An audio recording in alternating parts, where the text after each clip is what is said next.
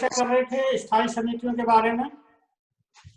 तो ग्राम एवं पंचायत स्तर पर जनप्रतिनिधियों के सामने एक बड़ा प्रश्न होता है कि किस तरह पंचायत के कार्यों को करें। सरकार ने उनके काम को आसान करने के लिए पंचायत में स्थायी समितियां गठित करने का प्रावधान किया है। इन समितियों की गठन प्रक्रिया एवं उनके कार्यों के बारे में हम थोड़ा सा आपस में बातचीत करेंगे। सत्र के बाद में अगर किसी का प्रश्न है तो अवश्य पूछें, बेझिझक पूछें। स्थायी समितियां क्यों? स्थायी समितियां पंचायत से अलग नहीं होती हैं, ये पंचायत का हिस्सा ही है। इन समितियों के द्वारा पंचायत के कामों को बांट कर किया जाता है। पंचायत की तरह इन समितियों के पास निर्णय लेने का भी अधिकार होता है। इनका निर्णय पंचायत का निर्णय माना जाता है क्योंकि इनमें पंचायतों के ही लोग होते हैं। ये समितियां ही ग्राम पंचायत में विकास और जनहित के दूसरे प्रशासनिक कार्य करवाती हैं। एक तरह से देखा जाए तो पंचायत को सही ढंग से चलाने के लिए और आम लोगों तक सरकार की योजनाओं का लाभ पहुंचाने का काम ये समितियां करती हैं। गांव के विकास में इन समितियों की महत्वपूर्ण भूमिका होती है। प्रत्येक पंचायत में कम से कम 5 समितियां तो होती ही हैं, छठी भी समिति बनाई जा सकती है जरूरत के आधार पर। एक ग्राम पंचायत में सरपंच, उपसरपंच, पंच ये सब चुने जाते हैं। पंच और सरपंच के अलावा कम से कम 7 से 9 सदस्य और भी होते हैं जो पंच के रूप में होते हैं। पंचायत के सारे काम इन्हीं को करने होते हैं। पंचायत की बैठकों में सारे कामों से जुड़े हुए निर्णय एक साथ नहीं लिए जा सकते और न ही अलग अलग कामों को एक साथ किया जा सकता है। ऐसी स्थिति में जरूरी है कि अलग अलग कामों से संबंधित निर्णय अलग अलग लिए जाए। यह भी जरूरी है कि काम की प्रकृति के अनुसार योजना बनाई जाए। इसी जरूरत को पूरा करने के लिए स्थायी समितियां बनाई जाती हैं। पंचायती राज अधिनियम की धारा 55 के अनुसार प्रत्येक ग्राम पंचायत स्तर पर नियमानुसार 5 स्थायी समितियों का गठन का प्रावधान है। पहली समिति होती है प्रशासन एवं स्थापना स्थायी समिति। दूसरी होती है वित्त एवं कराधान स्थायी समिति। तीसरी है उत्पादन कार्यक्रम स्थायी समिति, जिसमें कृषि, पशुपालन, लघु सिंचाई, सहकारिता, कुटीर उद्योग आदि विषय आते हैं। चौथी होती है शिक्षा स्थायी समिति और 5वीं होती है सामाजिक सेवा एवं सामाजिक न्याय स्थायी समिति, जिसमें स्वास्थ्य एवं स्वच्छता, जल प्रदाय, संचार, कमजोर वर्गों का कल्याण, संबंध, सामाजिक सेवा और सामाजिक न्याय आदि सेवाएं आती हैं। अब स्थायी समिति में कौन अध्यक्ष होता है, कौन सदस्य होता है, कब कब बैठक होती है, क्या कुछ भत्ता मिलता है। तो प्रशासन एवं स्थापना स्थायी समिति जो होती है उसका अध्यक्ष सरपंच होता है और जो 4 समितियां हैं उनके जो अध्यक्ष होते हैं, क्योंकि सभी में अध्यक्ष सरपंच नहीं होता है, केवल एक ही समिति का अध्यक्ष सरपंच होता है, तो बाकी जो 4 समितियों के अध्यक्ष होते हैं वो उसके सदस्य होते हैं और उसके अलावा कम से कम वार्ड पंच उसके सदस्य होते हैं 5। तो यूं करके ये 5 और 4 9 और 10 लोग हो जाते हैं। बैठक इनकी सभी समितियों की 4 और 19 को तय की गई है और सभी बैठकों में भत्ते के रूप में जो पंचायत में 5 और 20 तारीख को पाक्षिक बैठक जो होती है उनमें जो भत्ता मिलता है पंच सरपंचों को, वो भत्ता इसमें दे है।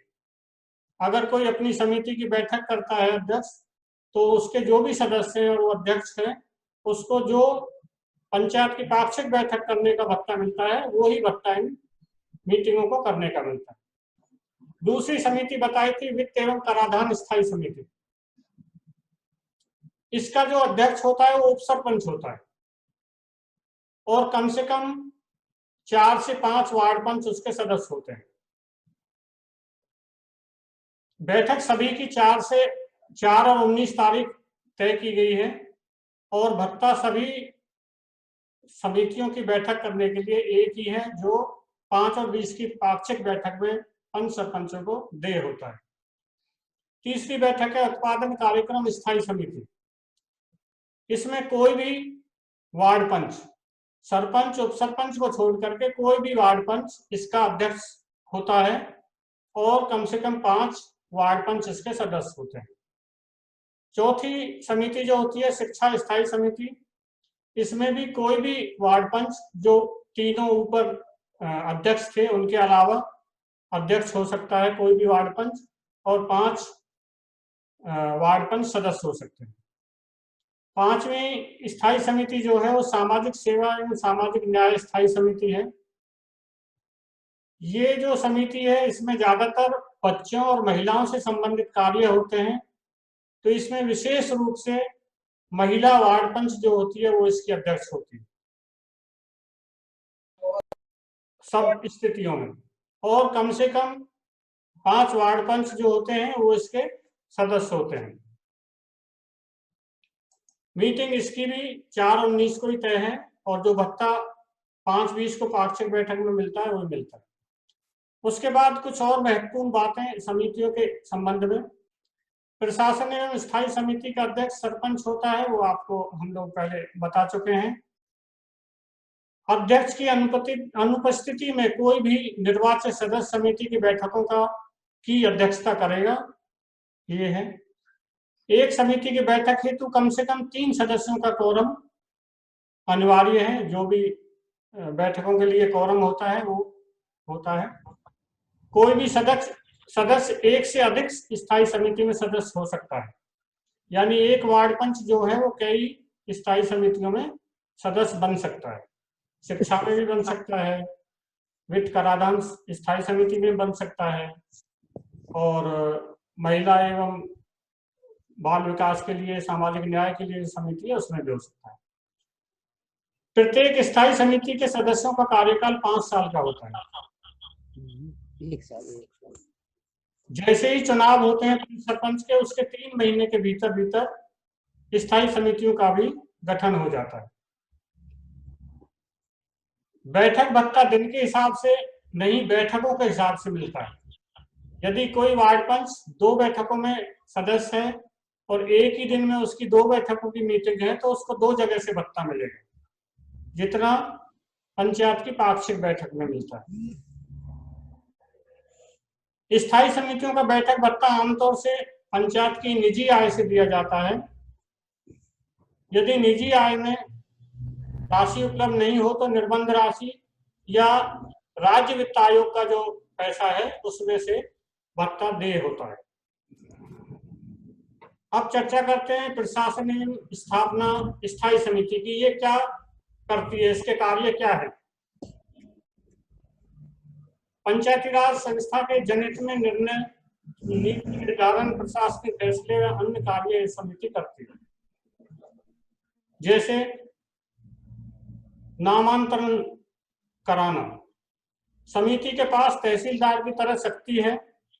जमीन जायदाद के बेचान, वसीयत या मृत्यु होने पर उत्तराधिकारी के नाम दर्ज कराना, जिसे नामांतरण कहते हैं, ये सब काम इस समिति का होता है। रास्तों के विवाद निपटाने का अधिकार, पटवारी के नक्शे अनुसार माप कराकर खेतों के रास्ते तय कर सकती है।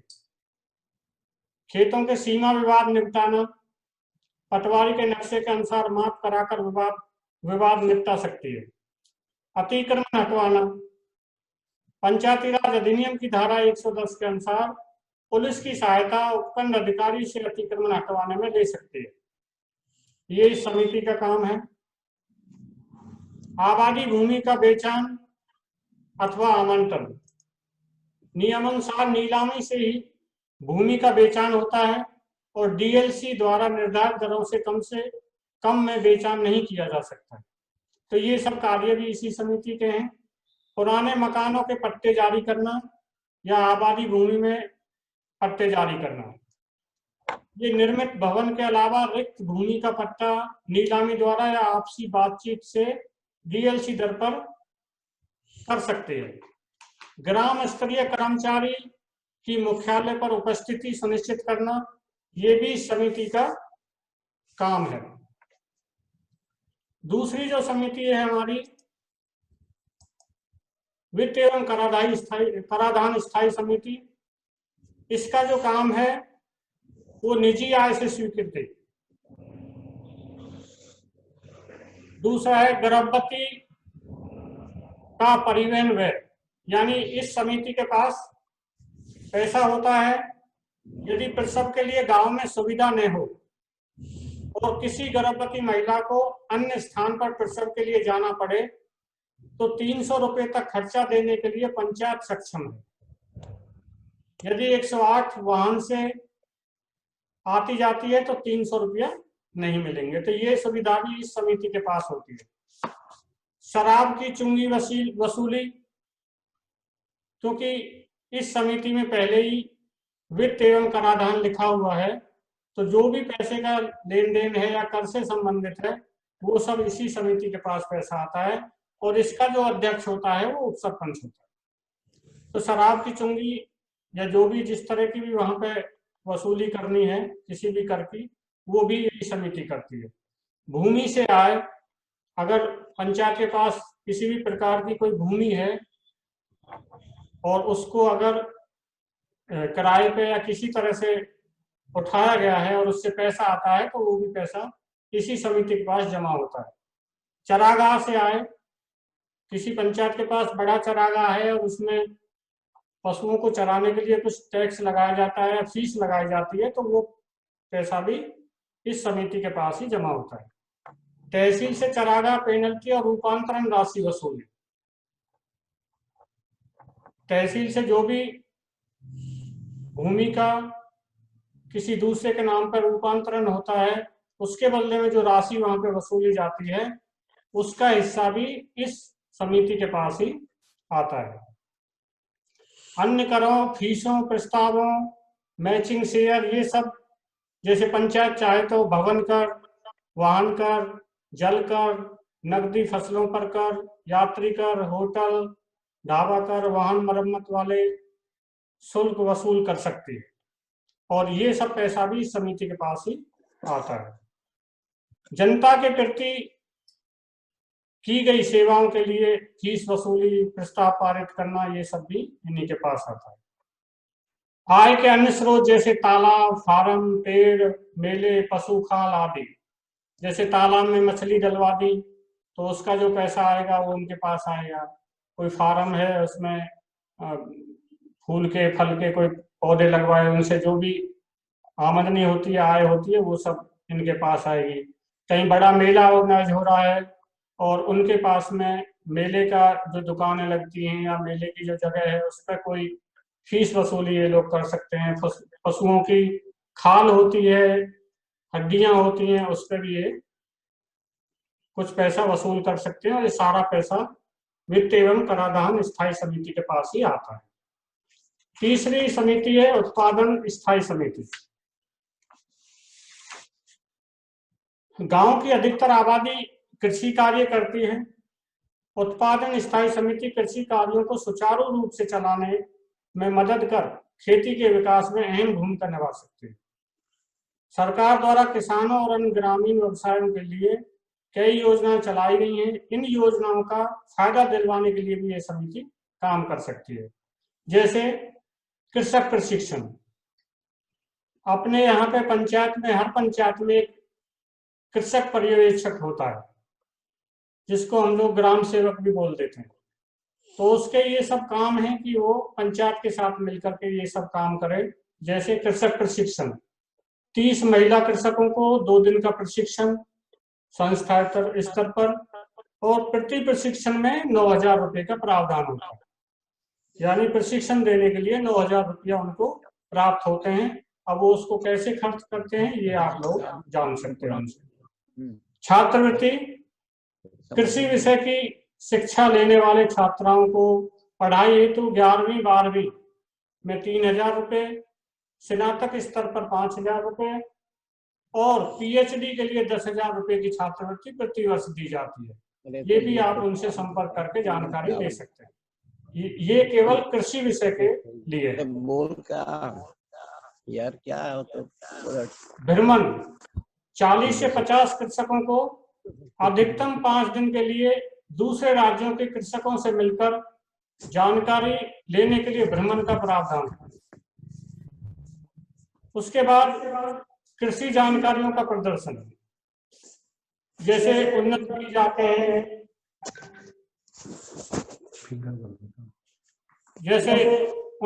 आते हैं, खाद आता है, कीटनाशक आता है, इनकी सही जानकारी की कहाँ पर देना है पंचायत के साथ बैठ करके वो तय करें। मिनी किट बीज वितरण, प्रमाणित बीज वितरण को प्रोत्साहन, कृषि यंत्रों का अनुदान, पौध संरक्षण, ये सब भी इस उत्पादन स्थायी समिति के माध्यम से किया जाता है। फिर इसमें सिंचाई विभाग भी आता है, तो लघु सिंचाई एवं मत्स्य पालन के जो तालाब हैं उन पर भी ये काम करते हैं। कहीं सिंगाड़े लगाने हैं, कहीं कमल नाल लगानी है, कहीं मछली पालन करना है, तो उसका जो ठेका देना है और उससे जो आमदनी होती है वो सब इनके पास ही आती है, समिति के पास ही आती है। जल संग्रहण विकास के कार्यक्रम जो भी होते हैं, वर्षा के पानी को नदी नालों में, तालाबों में रोकना है, तो उसके लिए भी ये काम करती है समिति। उसके बाद जो हमारी अगली समिति है शिक्षा स्थायी समिति। शालाओं का निरीक्षण करना, बच्चे ठीक से आ रहे हैं नहीं आ रहे, ड्रेस में आ रहे नहीं आ रहे, स्कूल के जो अध्यापक हैं वो पढ़ा रहे हैं ठीक से नहीं पढ़ा रहे हैं, तो ये सब भी निरीक्षण ये शिक्षा स्थायी समिति कर सकती है। नामांकन प्रतिशत और बच्चों का ठहराव, यानी कितने प्रतिशत बच्चों का नामांकन हुआ है, सभी बच्चे जो हैं वो स्कूल में आ रहे हैं कि नहीं आ रहे हैं, नामांकन तो हो गया है लेकिन बच्चे नहीं आ रहे, तो उस पर भी चर्चा कर सकते हैं। ये शिक्षा स्थायी समिति का काम है।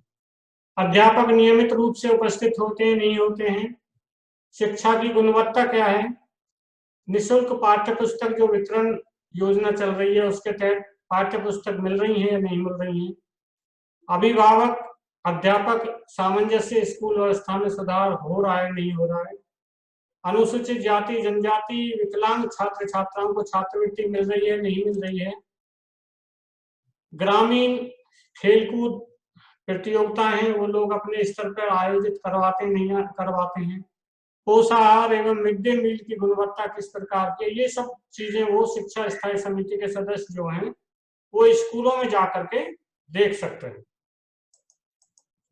उसके बाद है सामाजिक सेवाएं एवं सामाजिक न्याय स्थायी समिति। इसमें स्वास्थ्य विभाग के जो भी कार्य हैं, जैसे ANM आशा सहयोगिनी का प्रशासनिक जो नियंत्रण होता है, मातृ एवं शिशु स्वास्थ्य सेवाएं जो होती हैं, गर्भवती महिलाओं की जांच, प्रसव सेवाएं, परिवार कल्याण सेवाएं, टीकाकरण, ये सब, जन्म मृत्यु का पंजीकरण, ये सब होता है कि नहीं होता है समय से। महिला एवं बाल विकास के कार्यक्रम जो हैं, आंगनवाड़ी कार्यकर्ता, सहायिका, आशा सहयोगिनी का चयन ग्राम सभा में कराना, आंगनवाड़ी का स्थान तय करना, कहाँ पे भवन बनेगा, कहाँ पे मिड डे मील का जो भंडार है वो रखा जाएगा, और जो आंगनवाड़ी केंद्र पर 6 सेवाएं जो आयोजित होती हैं, जैसे पूरक पोषाहार है, शाला पूर्व शिक्षा है, पोषण तथा स्वास्थ्य शिक्षा है, टीकाकरण है, स्वास्थ्य जांच है, ये सब चीजें हो रही हैं नहीं हो रही हैं, तो ये जो समिति है इसके जो सदस्य हैं वो वहां जाकर के देख सकते हैं। तीसरा है सामाजिक न्याय एवं अधिकारिता विभाग के कार्यक्रम, ये भी इसमें आते हैं। इसमें लगभग 70 प्रकार की योजनाएं हैं, जिनमें से 50 योजनाएं पंचायतों को या इस समिति को हैंडओवर की जा चुकी हैं, जिनमें आपकी सभी प्रकार की पेंशनें आती हैं, छात्रवृत्ति आती हैं, पालनहार योजना है और जो भी योजना है वो सब इसमें आती हैं। असहाय, वृद्ध, विकलांग, विधवा पेंशन, ये सब काम ये समिति के सदस्य जो हैं वो करवा सकते हैं। तो